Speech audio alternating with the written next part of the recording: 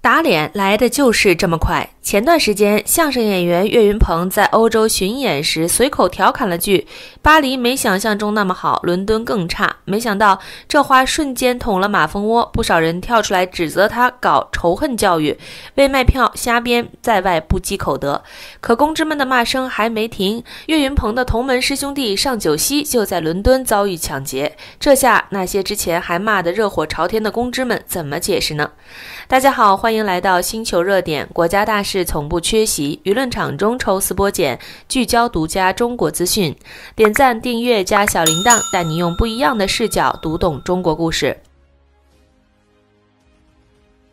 前段時間，德雲社相聲演員岳雲鵬攜團隊開啟了歐洲巡演，他們一路走過巴黎、倫敦等被奉為西歐標杆的城市。有一說一，此次歐洲巡演本是相聲文化出海的好事，岳雲鵬的相聲也是場場座無虛席，不少海外觀眾專程捧場，足見傳統曲藝的吸引力。可比起演出本身的精彩，他舞台上的即興吐槽反倒先一步出圈。事情是這樣的，在一場巡演中，岳雲鵬沒有刻意抹黑，只是隨口分享見聞，稱巴黎部分設施老舊，體驗感不及預期，表示巴黎沒想象中那麼好，倫敦更差。可沒想到，他這番接地氣的感慨卻戳中了部分網友的敏感神經。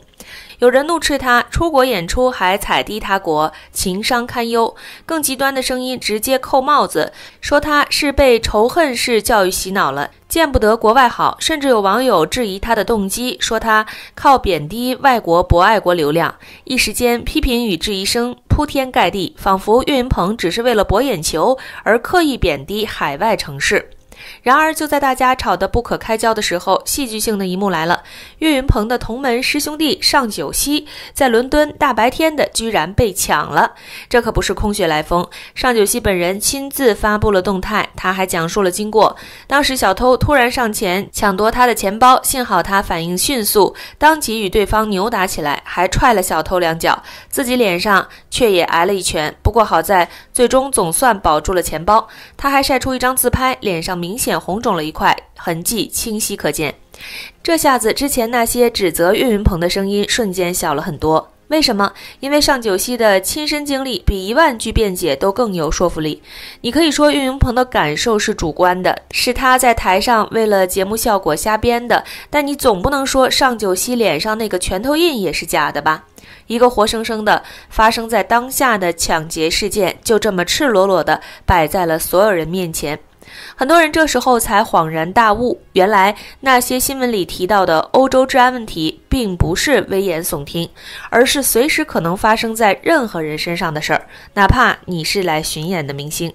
尚九熙這頓打挨得雖然冤，但確實起到了一個意想不到的科普作用。他用自己的親身經歷告訴大家，岳雲鵬說的可能不是氣話，也不是段子，而是他們這趟歐洲之行最真實的感受之一。這個世界不是你想象的那樣，也不是雜誌上描繪的那樣，它有它真實而粗糙的一面。其實吧，國外真實模樣早已不是秘密，各大短視頻平台上無數旅遊博主實地探訪，分享的所見所聞與傳統宣傳裡的形象大相徑庭。老舊的地鐵線路，時斷時續的信號，雜亂的街頭環境，這些真實場景讓國外皆美好的固有認知逐漸崩塌。岳雲鵬的舞台吐槽本質不過是藝人結合親身經歷的即興雜掛，沒有惡意抹黑，更談不上仇恨式愛國，只說出了部分真實體驗。可為何會引發如此大的爭議？核心還是認知差異作祟。有人習慣沉浸在美化後的國外形象裡，不願接受它不完美；也有人見過真實景象，認同每個地方都有優劣的客觀事實。但相聲本身就以調侃逗樂為核心，舞台上的吐槽更多是節目效果，過度上綱上線扣仇恨帽子，反倒失了理性。當然，不管那些公知們有多吹捧歐洲城市，但歐洲城市裡的小偷多，這個應該沒有意義。互聯網上一直流傳着這麼一句話：只偷不搶意大利，只搶不偷法蘭西，又偷又搶英吉利。無處不在的小偷可以說是歐洲一大景觀。我們仍不知道歐洲是不是瞞着全世界開辦了小偷技校，只知道他們的花語是我在歐洲很想偷你，特別是到了全球公認的4大賊窩巴塞羅那、巴黎、米蘭、羅馬，狗從這兒路過都得給小偷拿2萬塊錢。去歐洲旅行最忌諱的就是高興得太早，因為誰也不能保證你會在哪個環節上碰上你的報應。有的人剛一落地就是天崩開局，人還沒出機場，連內褲帶護照被偷了個精光。看個遊戲復活廣告都得60秒，整個被盜的過程前後卻不到1分鐘。所謂歐式浪漫的內核大概就是手慢無。有的人一趟旅程從頭到尾都高度戒備，眼看着就能全身而退，最後在登上回国的飛機前被小偷掏了腰包。在網上搜索歐洲被偷，你會看到無數字字泣血的歐洲生存日記。小編敢說，中國人在歐洲被偷的概率不亞於在埃及被騙。有人因此做好了必被偷的心理建設才來的，甚至在發現遇竊的那一刻鬆了一口氣，可算被偷了，要不老惦記着這事兒。那為什麼歐洲的小偷防不勝防？從網友們的遭遇來看，小編認為大概是因為他們都是團夥作案。初來乍到的老中人，一個不注意就容易被小偷們做了局。只不過他們的作戰方針很簡单，要麼超绝不經意地潑你一身咖啡，一人說 sorry， 一人把手伸進你兜裡；要麼幾個人圍住你，還怪你擋了路，一邊故意擠你，一邊掏你行李；要麼假裝好心人上來搭話，問你是不是丟了東西，你說沒丟，他說已偷。也有心狠到信奉捨不得孩子套不着狼的，上來就把小嬰兒扔你懷裡，趁你手忙腳亂之際順走你身上所有值錢的東西。人在歐洲身不由己，不學2手防盜術都說不過去，但網友們集思廣益也沒研究出什麼狠活來。小編這裡給大家支幾個招，不敢說有效，只能說圖個心安。要點1，財不外露，簡單來說就是身上一個 logo 都不要有，否則你在小偷眼裡就是行走的 ATM。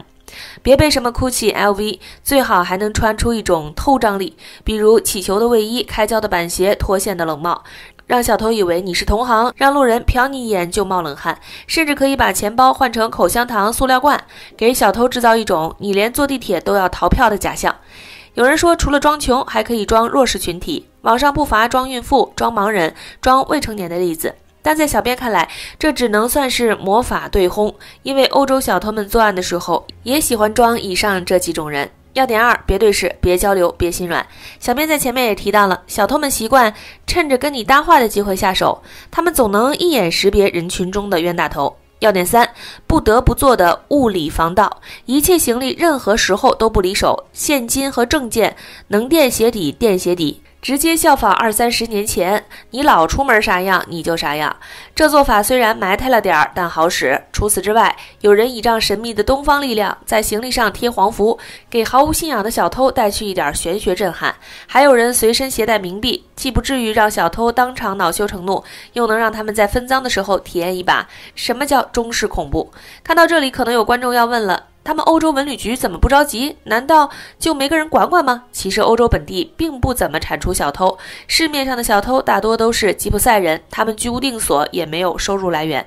心善的歐洲人覺得這些人屬於底層弱勢，是不平等的社會發展導致他們無路可走，偷東西只是他們謀生的方法而已，不必過分苛責。看看多麼高尚。據聯合國 UNODC 統計，歐洲每10萬人的偷盜犯罪數平均為1306.8，相當於全球平均水平的3到4倍之多。再加上早年間很多中國遊客都沒有雙币或外币信用卡，習慣攜帶大額現金出行，無意間成為了歐洲小偷們的白月光。不過還好，中國同胞講究互相幫助，有中國留子專門在中文互聯網上做了歐洲小偷圖鑑，給部分景區、地鐵站的小偷都編上號。被偷過的網友紛紛來帖子底下對賬，為素未謀面的老鄉們提供更多小偷的細節。其實中國也曾有過小偷橫行的時期，但現在年輕人不光敢用手機占座，機場、火車站也隨處可見落單的行李箱。